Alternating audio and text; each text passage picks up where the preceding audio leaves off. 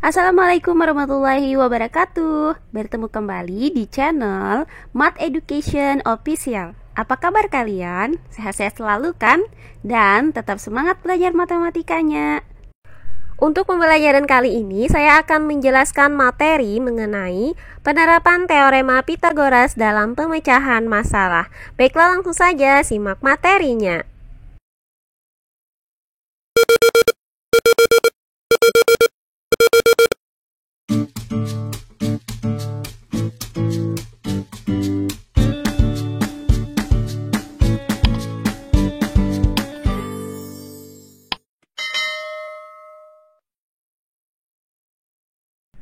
Nah, materi kita kali ini adalah penerapan teorema Pythagoras dalam pemecahan masalah.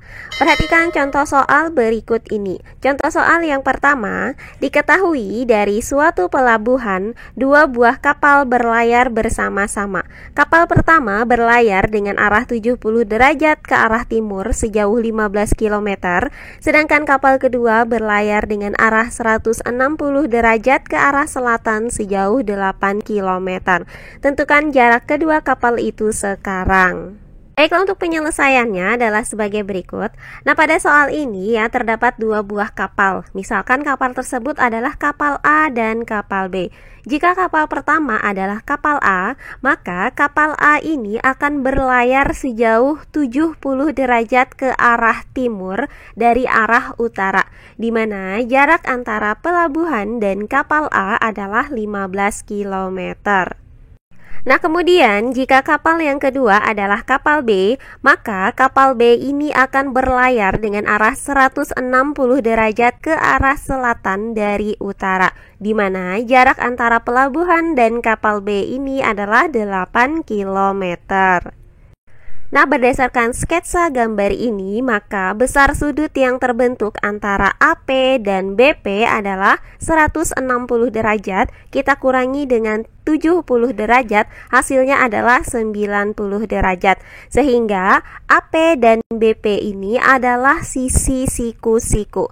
Maka akan kita cari jarak kedua kapal, yaitu AB, di mana AB adalah sisi miring karena dia menghadap sudut siku-siku 90 derajat. Nah, karena sketsa ini membentuk segitiga siku-siku, maka berdasarkan teorema Pythagoras, panjang AB dapat dinyatakan dengan menggunakan rumus AB kuadrat sama dengan AP kuadrat ditambah BP kuadrat.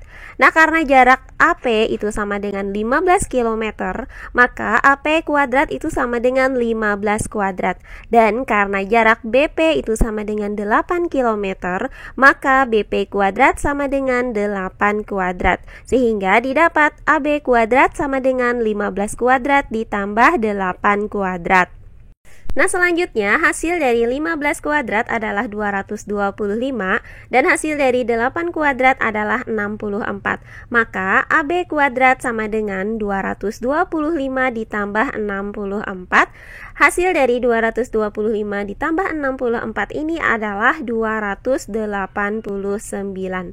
Nah, karena kita mau mencari AB, sementara AB di sini masih dalam bentuk pangkat 2, yaitu AB kuadrat, maka untuk mencari nilai AB ini didapat dengan cara mencari akar dari 289. Selanjutnya, bilangan kuadrat yang menghasilkan 289 adalah 17. Maka akar dari 289 ini adalah 17. Sehingga didapat AB sama dengan 17. Jadi, berdasarkan penjelasan ini, maka didapat bahwa jarak antara kedua kapal tersebut adalah 17 km. Nah, berikutnya contoh soal yang kedua. Sebuah tiang listrik memiliki tinggi 5 meter. Agar dapat berdiri tegak, tiang listrik tersebut harus ditahan oleh kawat baja. Jika jarak dari patok pengikat terhadap tiang listrik adalah 5 meter, maka tentukan panjang tali kawat baja minimal yang dibutuhkan. Baiklah, untuk penyelesaiannya adalah sebagai berikut. Nah, berdasarkan gambar ini terlihat ya bahwa tiang listrik dan kawat baja itu membentuk segitiga siku-siku dengan sudut siku-sikunya berada di sini, di mana tinggi tiang listriknya adalah 5 meter dan jarak tiang listrik dengan patok pengikatnya itu adalah 5 meter. Maka untuk menentukan panjang tali kawat baja, di sini kita akan menggunakan teorema Pitagoras, di mana panjang tali kawat baja ini merupakan sisi miringnya.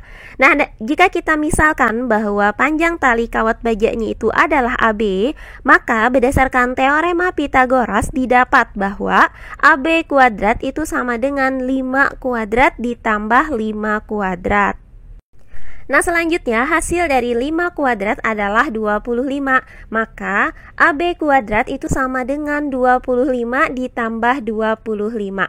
Hasil dari 25 ditambah 25 adalah 50. Sehingga didapat AB kuadrat sama dengan 50.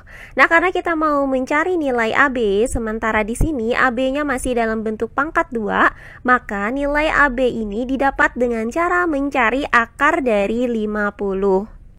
Nah, karena tidak ada bilangan kuadrat yang menghasilkan 50, maka akar 50 ini dapat kita nyatakan menjadi akar 25 dikali 2. Nah, hasil dari akar 25 adalah 5. Sementara untuk akar 2-nya di sini kita tuliskan tetap akar 2. Maka didapat 5 dikali dengan akar 2, hasilnya adalah 5 akar 2. Jadi didapat bahwa panjang tali kawat baja minimal yang dibutuhkan adalah 5 akar 2 meter. Nah, yang terakhir contoh soal yang ketiga. Kota B terletak di sebelah selatan kota A yang berjarak 12 km. Nah, kota A terletak di sebelah timur kota C yang berjarak 16 km. Tentukan jarak kota B dan kota C. Baiklah, untuk penyelesaiannya adalah sebagai berikut. Misalkan letak kota A berada di sini, maka di selatan kota A ini adalah kota B. Jadi kota B berada di bawah sini. Nah, di mana ya jarak antara kota A dan kota B ini adalah 12 km. Nah, selanjutnya karena kota A ini terletak di timur kota C, maka letak kota C ini berada di sebelah kiri dari kota A. Nah, di mana jarak antara kota C dan kota A adalah 16 km. Nah, selanjutnya akan kita tentukan jarak antara kota B ke kota C. Nah, berdasarkan sketsa ini, maka jarak antara kota A ke kota B ke kota C akan membentuk segitiga ABC siku-siku di A, dengan AB dan AC adalah sisi siku-sikunya dan BC adalah sisi miringnya.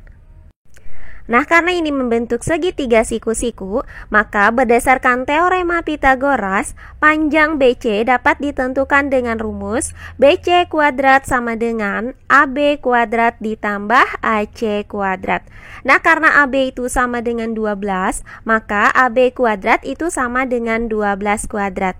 Dan karena AC sama dengan 16, maka AC kuadrat sama dengan 16 kuadrat. Sehingga didapat BC kuadrat sama dengan 12 kuadrat ditambah 16 kuadrat. Nah, selanjutnya hasil dari 12 kuadrat adalah 144 dan hasil dari 16 kuadrat adalah 256. Sehingga BC kuadrat itu sama dengan 144 ditambah 256. Hasilnya adalah 400. Nah, karena kita mau mencari nilai BC, sementara BC-nya di sini masih dalam bentuk kuadrat, yaitu BC kuadrat, maka nilai BC itu didapat dengan cara mencari akar dari 400. Nah, bilangan kuadrat yang menghasilkan 400 adalah 20. Maka akar dari 400 adalah 20. Sehingga didapat BC sama dengan 20. Nah, dari penjelasan ini maka didapat kesimpulan bahwa jarak kota B ke kota C adalah 20 km. Nah, demikian pembelajaran kita kali ini mengenai penerapan teorema Pitagoras dalam pemecahan masalah.